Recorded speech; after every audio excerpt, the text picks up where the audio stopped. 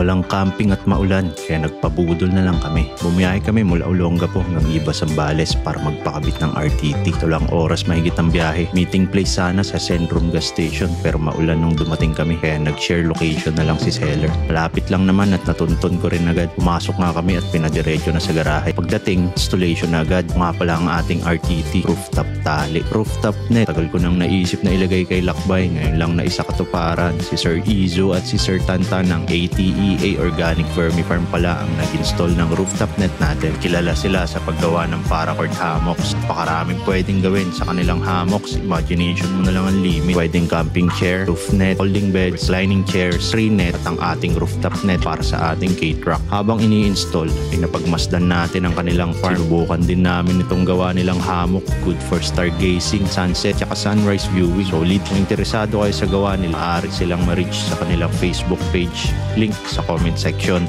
Salamat!